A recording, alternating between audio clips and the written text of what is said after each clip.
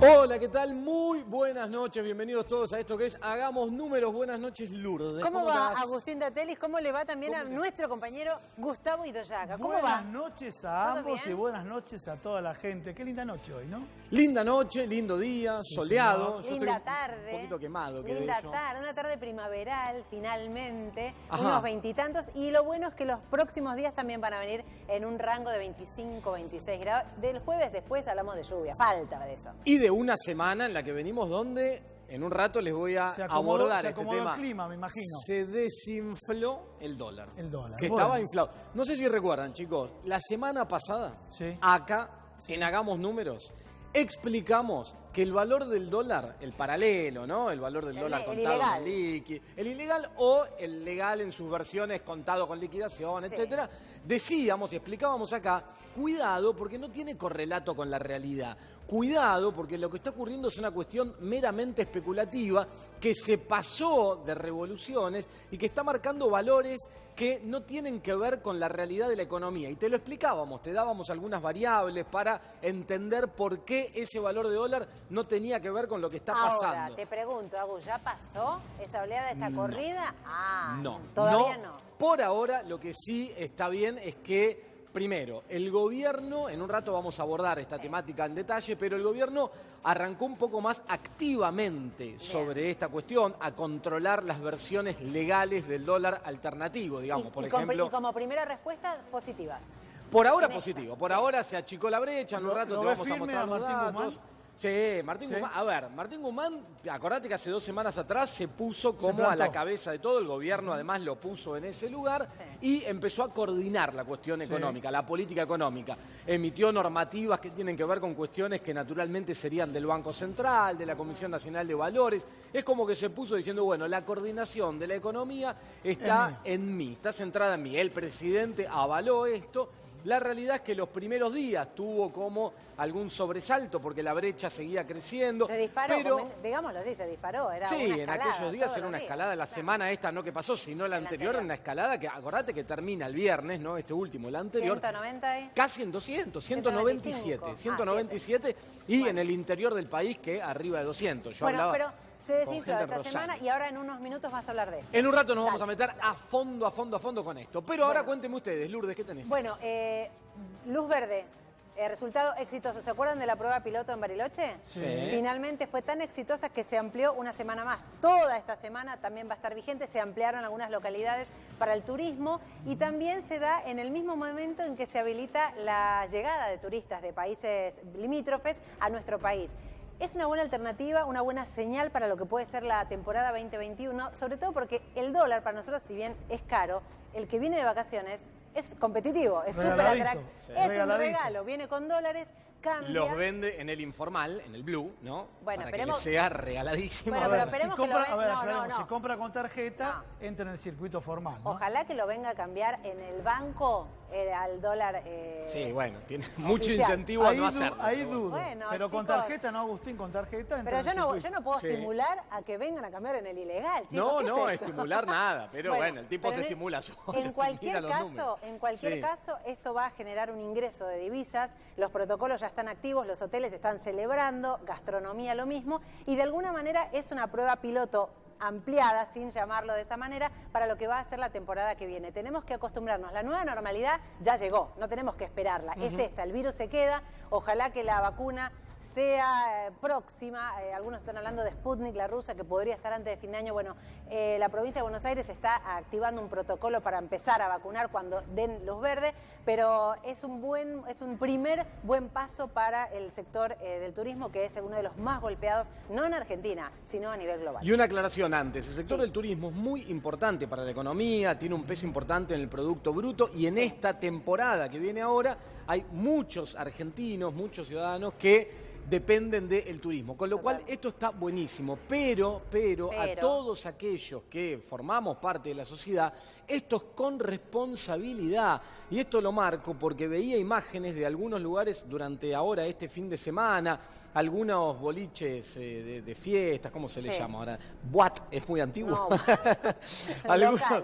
Algunos boliches y estas cosas donde van los chicos jóvenes. Estos lugarzuchos donde se reúne la juventud. No, pero viste, sin respetar ningún protocolo. protocolos, sin barbijos. Bueno, entonces, mirá, es todo un tema, Agustín, que lo vas a adelantar ahora. Pero esperen, la mayoría, seamos sinceros, y hay que ser honestos, la mayoría cumple, está respetando, sí. Por eso se está logrando que los números vayan aminorando, de a poco. No se puede decir que ya estamos bajando, que la meseta, no.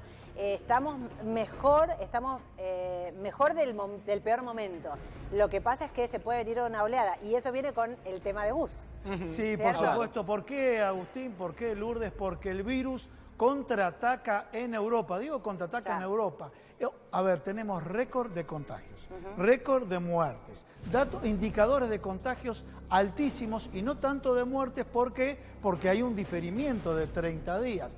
¿Y qué es lo que pasa? Contrario a lo que está pasando acá, hay marchas, hay protestas, se empiezan a cerrar actividades. En algunos países se cierran actividades turísticas, pero todo esto te lo vamos a ampliar acá en instantes en Hagamos Números. Bueno, todo esto, mucho más, un ratito más adelante te voy a estar hablando y dando detalles del dólar, de qué es lo que pasó, por qué tuvo esta baja la brecha y qué es lo que puede llegar a pasar de acá en adelante, a partir de mañana mismo, lunes, con el dólar que tanto nos importa a todos. Pero ahora, antes que eso, ya mismo me voy a meter a contarte y analizarte qué está pasando con la actividad económica, ¿sí? Datos que se conocieron esta semana, que dan cuenta de lo que está ocurriendo con la actividad económica y con un mercado interno que sigue débil.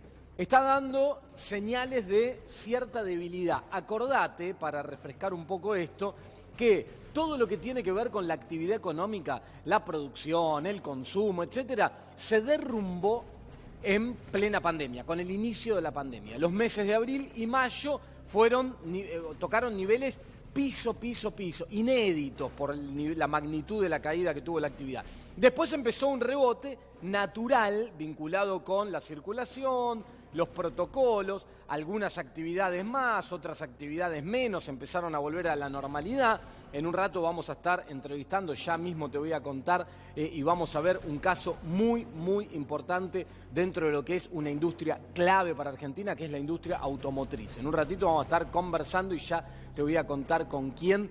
Muy importante la charla que vamos a tener ahora esta noche. Pero lo que te venía diciendo es que este rebote natural que fue teniendo la actividad en muchos sectores empieza a debilitarse.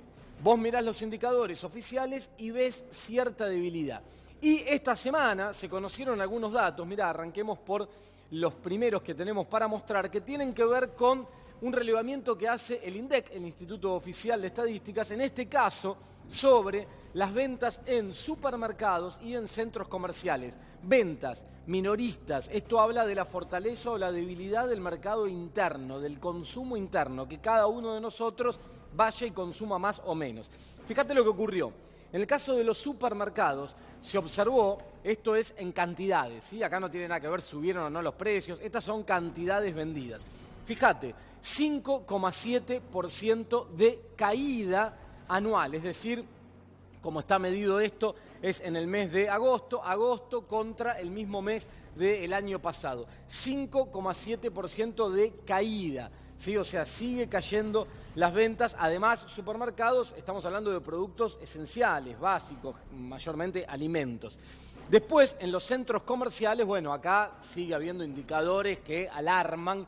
La caída fue del 79%, porque, como bien saben, desde que arrancó todo esto, los centros comerciales estuvieron cerrados.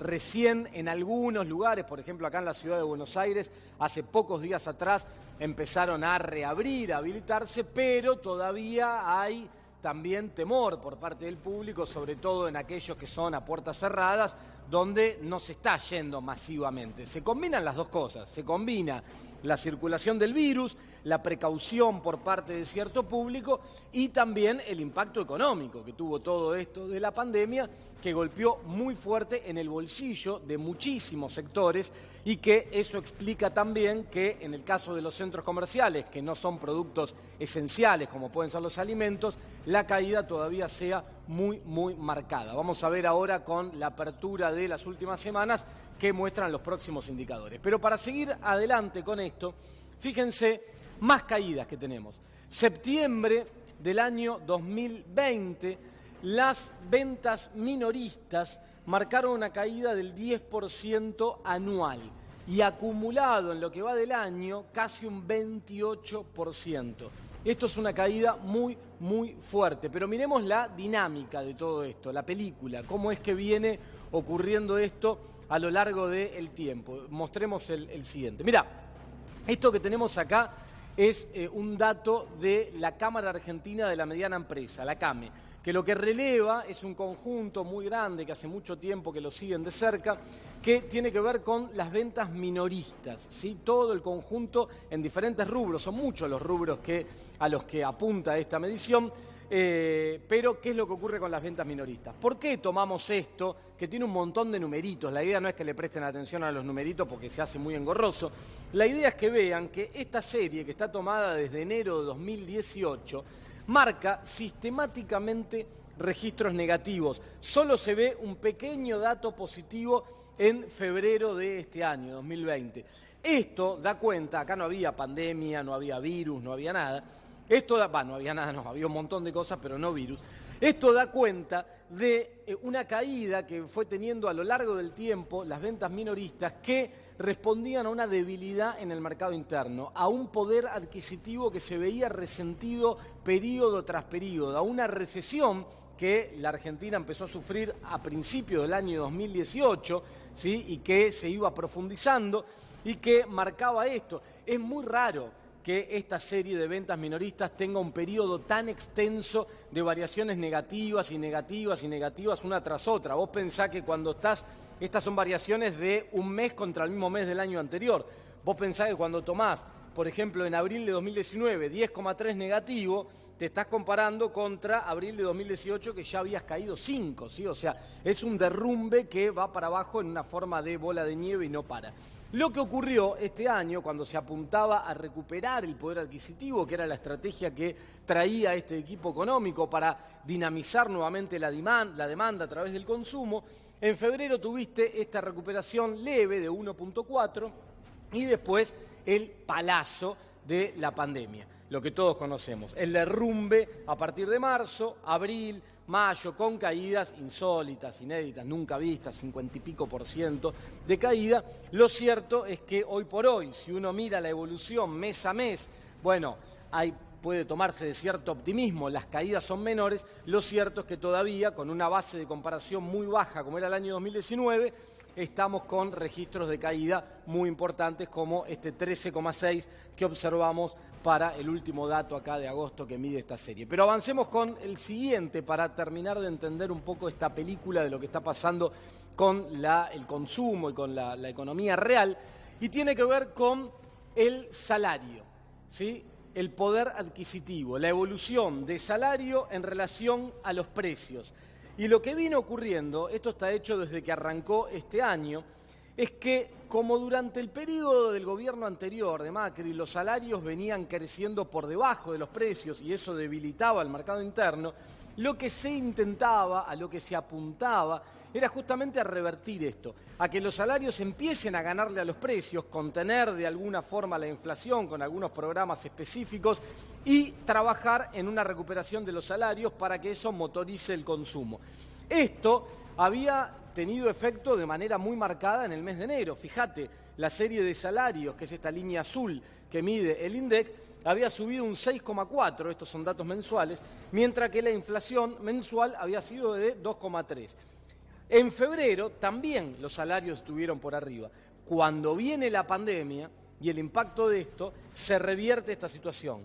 En marzo se da el cruce y a partir de ahí empezamos a tener mes a mes, hasta el último dato del mes de agosto, registros donde nuevamente la evolución de los precios, medido por el IPC que mide el INDEC, se encuentra por arriba de la evolución de los salarios, que también mide el INDEC. El último mes, el de agosto, te da un 2,7 de inflación contra un 1,6% de los salarios. Sabemos que este año gran parte de las paritarias estuvieron pisadas, suspendidas, detenidas producto de lo que pasaba con la pandemia. En muchos casos hubo sectores donde incluso tuvieron que sufrir recortes del salario nominal por un tiempo, cobrar menos de lo que hacían. El Estado tuvo que asistir a través del ATP para que las empresas privadas puedan pagar los salarios de sus trabajadores, porque si no, muchas no podían hacerlo. Lo cierto es que esta dinámica que estamos viendo hoy preocupa porque todo indicaría, dado lo que está pasando en el mercado cambiario y algunas otras cosas, que el registro de inflación iría a ubicarse un poco más arriba que este dato de 2,7 de agosto, en niveles en torno al 3 o por encima del 3% mensual.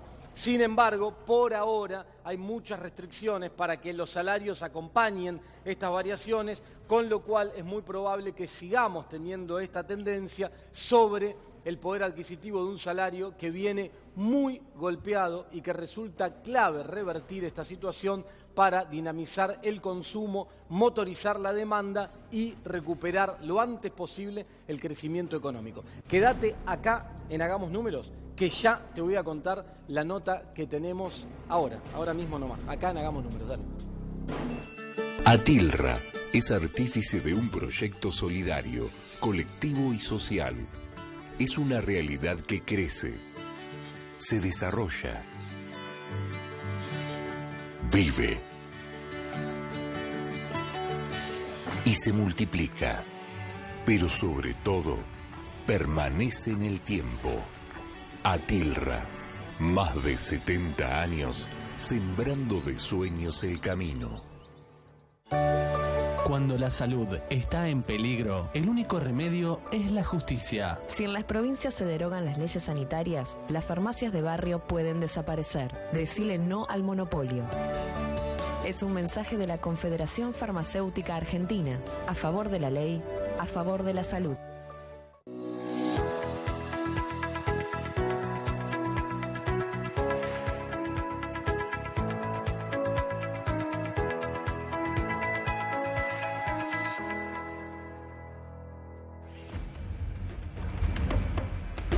Bueno, acá estamos entonces, como te dije, te anticipé que iba a tratar un tema vinculado con la actividad económica y en un sector que acá vinimos siguiendo en el programa muy de cerca. Le prestamos especial atención porque resulta muy interesante lo que está ocurriendo ahí, no solo desde los resultados de este sector que está mostrando resultados muy positivos, sino también de el cómo se llegó a estos resultados, y me parece que es un ejemplo para tener en cuenta como modelo de país, más allá de las características del sector que también es importante repasar. Bueno, y tengo acá sentado conmigo esta noche a Martín Galdeano, que es presidente de Ford Argentina. ¿Cómo estás? Buenas noches. Hola Agustín, buenas noches. ¿Cómo estás? Bien, todo bien. Gracias por venir un domingo a la noche y compartir un rato con nosotros. Al contrario, un gusto. Gracias por la invitación. Tengo muchos temas que me interesa hablar. Ford, una empresa emblemática del mercado automotriz argentino. Primero, para arrancar, me gustaría que me cuentes cómo es que están trabajando en esta situación, en pandemia. Digo, una fábrica, una planta grande con un montón de empleados como tienen ustedes. ¿Cómo están trabajando en pandemia? Mira, creo que la visión que tuvimos nosotros desde el comienzo de la pandemia fue tratar de cuidar los recursos, manejar la coyuntura, la pandemia y proteger el largo plazo de nuestra industria.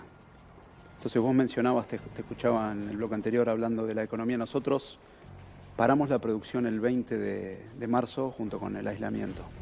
Estuvimos 60 días sin producir. Nada, la fábrica cerrada. Cerrada. Lejos de estar quieto en esos 60 días, hicimos un enorme trabajo con el gremio para adaptar los protocolos de un centro industrial que recibe 1.500 o 2.000 empleados todos los días. Entonces, entrando en esa pandemia, nuestra prioridad fue la salud de nuestra gente. ¿Cómo íbamos a asegurar en esos nuevos protocolos? Imagínate establecer los protocolos para una planta donde entran, como te decía, 1.500 o 2.000 personas. Sí, claro. Cosas complejas como protocolos de entrada, de permanencia en el predio, distanciamiento social en una línea de producción, ¿sí? O armar un plan de testeo junto con el sindicato para asegurarnos de que toda nuestra gente estaba con buena salud. Hasta por ahí cosas simples, ¿sí? ¿Cómo íbamos a adaptar el comedor para que nuestros colaboradores almuercen? Claro. ¿Sí? Ahora, antes que sigas con esto, digo, porque me hablabas del sindicato, yo recuerdo que acá entrevistamos a Ricardo Piñanelli, que es el titular del ESMATA del sindicato, allá por el mes de mayo más o menos, y nos contaba esto, que estaban en aquel momento coordinando con las empresas esta estrategia conjunta de... En ese momento, ¿ustedes esperaban tener hoy los resultados que están teniendo? Porque hace un par de semanas los mostramos acá. Aumentaron la producción, aumentaron las ventas, las exportaciones. Y creo que ni el más optimista, mirando la pandemia de frente, o sea, de entrada a la pandemia, se imaginaba los resultados que estamos teniendo hoy. Yo, para darte algunos números propios nuestros, nosotros arrancamos luego de estos 60 días en un turno y no hemos dejado de subir la producción hasta el día de hoy. Durante este fin de semana que estamos terminando hoy, hicimos todos los ajustes en nuestra planta para volver a un segundo turno. Contratamos alrededor de 330 o 340 nuevos colaboradores para implementar este plan. Claro, en este contexto. Claro, y si yo miro nuestro nivel de producción de hoy, es alrededor de un 10% superior a los niveles de prepandemia. La verdad que ni el más optimista de nuestra empresa o de nuestra industria se imaginaba esta situación en la planta del día de hoy. ¿Y cómo esperan lo que resta de 2020? Después vamos más adelante, pero lo que resta de este año, ¿ustedes siguen con la... ¿Qué tienen planeado? ¿Seguir con la producción? Lo que quedan 2 meses, ahora tenemos 2 meses llenos de desafíos. Lo primero es, como te decía, estamos implementando este segundo turno. Es clave para nosotros entrenar adecuadamente, lanzar un segundo turno bien eficiente que nos permita seguir teniendo los niveles de exportación que estamos proyectando. Pensá que de la producción de nuestra planta en Pacheco, el 70% o más se exporta. Este es un datazo, digo, porque he dicho así, pero hay que remarcarlo. 70%. De lo que ustedes fabrican acá en Pacheco, ¿se exporta a dónde? ¿A la región? Básicamente de México y toda Latinoamérica. La Ranger que ves en esos mercados es la Ranger que se hace en Pacheco. Ustedes se especializaron en eso, en la Ranger, en la pick-up de Ford. Exactamente. Y eso se vende a toda la región. Esto es muy importante desde el punto de vista de la generación de dólares para la economía, sobre todo cuando estamos discutiendo tanto eso, ¿no? Esto de exportar con valor agregado. Es fundamental para nosotros como Ford, por supuesto, pero es también fundamental para generación de divisas, como decías, para la economía argentina. Exacto. Y cuando pensamos en exportaciones argentinas, por ahí muchos piensan estamos exportando a Brasil. Bueno, hay un enorme trabajo de Cancillería, junto con ADEFA, con el sindicato, en apertura. ¿Cómo abrimos nuevos destinos de nuestra exportación? Hay un gran trabajo al respecto ahí. Entonces, ese es el camino que estamos apuntando. ¿Y buscan abordar, explorar mercados más allá de la región, más allá del Mercosur? Exploramos nuevos mercados para la producción argentina, que consigamos tener una armonización de la competitividad, digamos, de la producción de entrada. Cómo entra un producto argentino, cómo entra un producto, por ejemplo, de Sudáfrica o de otro destino, de otro país con el cual nosotros competimos por producción. Y a nivel global, la industria automotriz, ¿a dónde está yendo? Digo, porque uno ve, digamos, hay diferentes cambios, aparece la cuestión del híbrido, aparece la cuestión del eléctrico. ¿A dónde va la industria automotriz? Mira, creo que la industria automotriz está transitando ese camino de electrificación, llamemos. Depende del país y la infraestructura que tenga cada país está en un nivel distinto. Nosotros creemos que este camino a la electrificación tiene 2 pilares. ¿Sí? El primer pilar es cómo creas esa demanda, cuán rápido el cliente adopta esa nueva tecnología. Nuestra experiencia internacional nos dice que el primer paso que los clientes dan es el híbrido. ¿Sí? El híbrido, no sé si lo tenés presente, pero combina un motor de combustión interna, o sea, un motor, no soy ingeniero, pero normal de un auto, con un motor eléctrico. ¿Sí? O sea, ese es como el paso intermedio, digamos, si la Argentina en algún momento se integra, ahora vamos a hablar un poco, a esta cuestión tendencia global, es primero pasando por el híbrido para después recién llegar al eléctrico. El híbrido, el beneficio que tiene es que no necesita ninguna infraestructura especial en el país, que es el segundo pilar que te... Claro. Entonces, normalmente empiezan por los híbridos o híbridos enchufables, ¿sí? Y después llegan a lo que sería un auto totalmente eléctrico. Nosotros creemos que ese es el camino a seguir, empezar con los híbridos, ¿sí? Vos para los eléctricos, y yendo al segundo pilar que te comentaba, es vos cómo definís una estructura, una infraestructura en el país que soporte un auto eléctrico. Pensá que un auto eléctrico tiene 400 o 500 kilómetros de alcance con una carga de batería. Entonces, si vos tenés un cliente yendo de Buenos Aires a Córdoba o a Mendoza, tenés que tener resuelta esa carga en el medio. Claro. ¿Sí? Porque si no se transforma en un auto eléctrico de ciudad. Claro. Sí. Y en ese sentido, digo, acá vos me decías, se especializan en la pick-up, exportan al resto de la región. Hablábamos de la tendencia. En materia de ustedes de infraestructura, de tecnología, en la planta de Pacheco, ¿están a la vanguardia de la tecnología como para poder estar exportando a toda la región? Siempre es la forma. La forma, el modelo de la industria automotriz en Argentina es un modelo de especialización. Sí. Donde pensábamos que para localizar o producir localmente un producto como la Ranger, vos necesitas una inversión alta, 500, 600, 700 millones de dólares de inversión para un nuevo programa. Para que ese producto atienda los niveles de tecnología o seguridad que el cliente argentino o latinoamericano demanda. Necesitas llegar con esos niveles de tecnología, de inversión que te garanticen la eficiencia en tu planta. Pero siempre pensando en que Argentina es una plataforma exportadora. ¿Sí? Volviendo al 70%. Sí. Vos pensando en invertir un programa de ese estilo, no lo haces pensando en Argentina únicamente. Argentina como mercado solo no te da la escala necesaria para esa inversión. Entonces siempre lo haces pensando en exportar y que un porcentaje muy alto de tu producción se exporte. Entonces la tecnología acompaña esos niveles de eficiencia que estamos hablando que necesitamos para exportar. Y recién hablabas de explorar otros mercados, el rol de Cancillería. A mí me gusta el ejemplo de la industria automotriz por este vínculo, ¿no? Digo, desde el Estado, por ejemplo, vos resaltabas el rol de Cancillería, desde el sindicato, desde las empresas. Pero digo, más allá de esto de explorar nuevos mercados, ¿qué tan importante es el Mercosur para ustedes, por ejemplo, una empresa emblemática? El Mercosur es clave por algunos motivos. Es clave porque es el principal destino de nuestras exportaciones. Brasil es el principal destino de nuestras exportaciones y es el principal destino de complementación. ¿Sí? Muchas de nuestras terminales, nosotros tenemos esa estrategia de complementar. Sí. Nosotros producimos un vehículo, lo exportamos a gran escala e importamos el resto de Brasil, por ejemplo. Entonces es clave seguir integrando y armonizando las reglas en el Mercosur. Habiéndote dicho esto, es fundamental seguir expandiendo los horizontes en cuanto a mercados que la producción argentina busca. Y yo recién ponía como ejemplo esto del vínculo, ¿no? Y las diferentes partes, el rol del Estado, etc. Ustedes formaron parte hace unos días atrás del primer Consejo Económico y Social, esta convocatoria que está viendo desde el Ministerio de Desarrollo, Matías Culfas. ¿Cómo es esa experiencia? ¿De qué se trata? Déjame ir un poquito más atrás y te menciono el año pasado se trabajó muchísimo con un trabajo que estuvo liderado por varios sectores, combinó a los diferentes actores de la cadena productiva de la industria automotriz.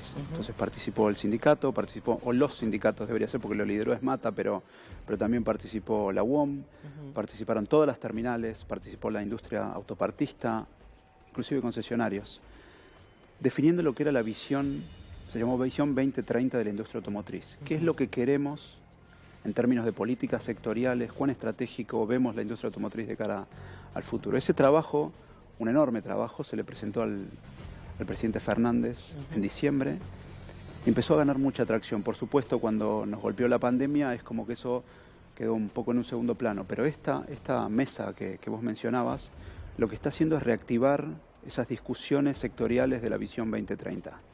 Es fundamental la Visión 2030 para nosotros, que la industria automotriz sea nombrada como estratégica para la Argentina. Pensar que estamos exportando, o hablando de exportar, 70% de producción de vehículos o de alto valor agregado, ¿sí? Con mucha tecnología, mano de obra capacitada. Entonces es fundamental para nosotros retomar las discusiones donde todos están participando. De esta mesa que vos mencionabas, no solo estuvo el presidente Fernández, estuvo el ministro Martín Guzmán, discutimos mucho con Matías Culfas, con Yale. Entonces hay mucho trabajo que falta cerrar, pero venimos muy bien encaminados en ese sentido. ¿Y cómo hacen ustedes? Yo pienso porque tienen visión de largo plazo, estrategia, planificación, me decís que trabajaron en un plan pensando 2030. ¿Cómo transitan esta coyuntura, donde a veces Argentina pareciera que están todos mirando que si una semana sube el dólar y que si la otra baja, para decir no, mantengamos la cabeza tranquila y pensemos y sostengamos nuestras inversiones productivas, no esta cuestión loca que vivimos muchas veces acá. ¿Cómo transitan con todo eso? Mira, el otro día un colega tuyo me preguntaba cómo transitamos las diferentes crisis. Claramente nunca vivimos una crisis como esta, pero la receta es más o menos la misma siempre. Es mantener un pie en cómo manejamos la coyuntura de que nos toca vivir, en este caso la crisis de la pandemia, pero siempre mirando el largo plazo, siempre mirando en qué necesita la industria, qué necesitamos nosotros como empresa, dónde tenemos que trabajar para que cuando pase esa crisis, en este caso la pandemia, salgamos fortalecidos del otro lado. Esa es la visión que nosotros como industria tenemos. O sea, manejan un norte y no se marean con esta coyuntura alocada que a veces atravesamos en Argentina. Ahora, desde tu visión, digamos, de tu lugar, responsable de una empresa de las más importantes del país, vinculada a la producción, a la industria, ¿cómo estás viendo de acá en adelante lo que se llamaría la pospandemia? ¿Con optimismo? ¿Ves que la Argentina, si siguiera este modelo que ustedes están mostrando de la industria automotriz, es un camino? Yo creo que optimismo es, te lo decía, ni el más optimista hubiera imaginado que estemos. Entonces no hay razones para no ser optimista. Hay muchos de los temas clave de nuestra industria que están arriba de la mesa y están siendo discutidos. Entonces me parece que ese es el camino. Es cómo seguimos reforzando Argentina como plataforma exportadora de vehículos, en nuestro caso, con mucho optimismo. Y en un contexto como este, exportan, están contratando trabajadores y están avanzando con producción y sosteniendo las inversiones, porque desde algunos medios de comunicación a veces se instala la idea de que alguna empresa se fue, o que parece que hubiera... Ustedes sostienen desde el sector, desde Ford en particular, pero el sector en general, las inversiones proyectando a largo plazo en Argentina. Nosotros estamos siempre trabajando para hacer de nuestra planta Pacheco una fuente de producción y exportación competitiva para nuestra pick-up. Bueno, la verdad que te agradezco mucho la visita. Nosotros acá todos los domingos abordamos la economía y hablamos de economía y a veces tenemos que marearnos con la coyuntura. De hecho, en un rato voy a hablar de qué es lo que está pasando todavía con el dólar. Pero estos ejemplos, digamos, en tu caso, responsable de una de las principales empresas, que marcan el camino de lo productivo y que cuentan una experiencia súper exitosa en el marco del desastre que generó esta pandemia, la verdad que nos viene... Los mareé con la realidad. Nos mareaste con la realidad, que está bueno contarla, porque a veces uno queda perdido en lo otro y no ve estas experiencias tan exitosas, que es por donde hay que ir, desde mi punto de vista. Bueno. Martín, muchas gracias por haber estado acá esta noche y habernos contado todo esto. Al contrario, muchas gracias por la invitación, Agustín. Gracias. Bueno, seguimos nosotros acá en Hagamos Números. Lourdes.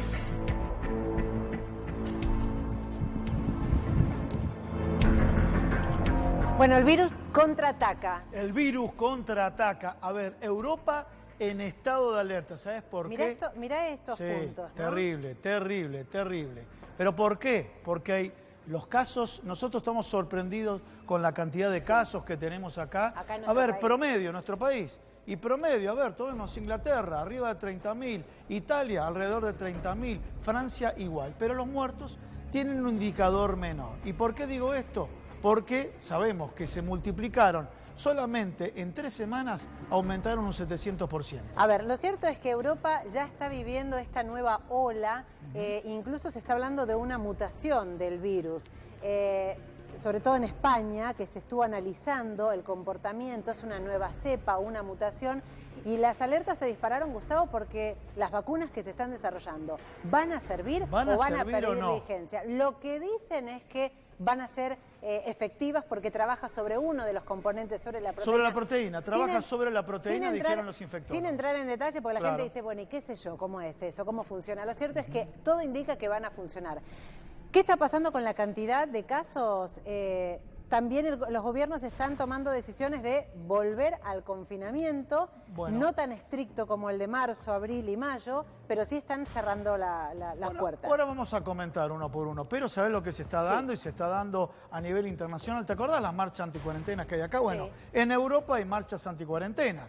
Y estas marchas anticuarentena están teniendo características violentas y podemos mencionar lo que pasó el día de ayer en Barcelona. Le vamos a pedir acá a la producción, tenemos videos de lo que ocurrió en Barcelona. Escuchémoslo, ¿Qué pasaba? A ver. What is that, a Foot Locker? Bueno, acá tenemos, ¿sí? Acá tenemos un negocio donde, bueno, entraron, ¿sí? Entraron, rompieron los vidrios, sí, realmente una situación bastante preocupante. Y también tenemos otras imágenes de lo que está pasando, otros videos de lo que está pasando. Una famosa... Mira, acá tenemos, acá, tema escucha, mirá, contra la policía, impresionante. Mirá cómo salen los autos. Están corriendo de los piedrazos que le tiran los manifestantes. ¡Hala! ¡Con piedras! ¡Con piedras! ¡Con piedras! ¡Que ya lo veo, mamá! ¡Coño, calla!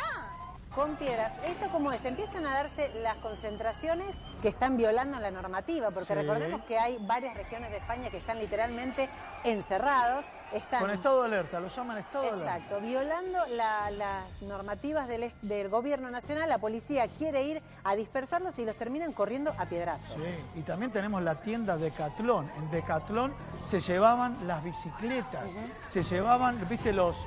¿cómo se llaman? Los monopatines eléctricos. Bueno, realmente una situación tensa. ¿Qué voy? Mucha gente reacciona de manera violenta cuando te dicen que te quieren privar de la libertad. Y ¿sabes qué? Es un tema para reflexionar. ¿Sabes por qué, Lourdes? ¿Saben por qué todos ustedes? Porque esta semana que pasó, un colega nuestro se le ocurrió decir, ahora sí son 30.000. Duro golpe, ¿eh? Duro golpe de un colega nuestro que se le ocurrió decir esto. Señores, el mundo está a prueba y error, el mundo está con muchos problemas, están tratando de encontrar la vacuna, vino la segunda ola en Europa ahora, ¿sí? Y nosotros tenemos que estar atentos, como vos dijiste, Sputnik se viene, ¿no? Bueno, esperemos, eso es lo que están diciendo, hay contactos estrechos, incluso vínculos, viajes que se están haciendo de las delegaciones argentinas para ver cuándo podría llegar la vacuna, cuándo se podría empezar a aplicar. ¿Qué dijo Francia? Emmanuel Macron, el presidente, dijo hace un par de días, esta segunda ola va a ser incluso más dura, más cruenta que la primera. Y dijo, tenemos que entender que las fiestas y la Navidad de este año va a ser totalmente atípica. El estado de encierro, de una cuarentena estricta, va a regir hasta principios de diciembre. Pero en realidad no se sabe, por lo menos. Imagínense que acá se anuncia una cuarentena nueva, estricta, fuerte, por un mes. Estallarían las convocatorias para marchar. Un temita más con respecto a Francia. ¿Sabes? En Francia, ahora la gente puede salir por día 1 hora y en el radio de 1 kilómetro. ¿Se acuerdan cuando a uno le gusta hacer deporte? Las personas que pedían salir a trotar y demás, que era cualquier horario, no, solamente 1 hora y en el radio de 1 kilómetro para que ustedes tomen conciencia de la magnitud y el susto que tienen todos los gobernantes. Sí, vamos a decir la verdad, el susto que tienen los gobernantes. Bueno, Inglaterra fue uno de los últimos países en seguir estas decisiones.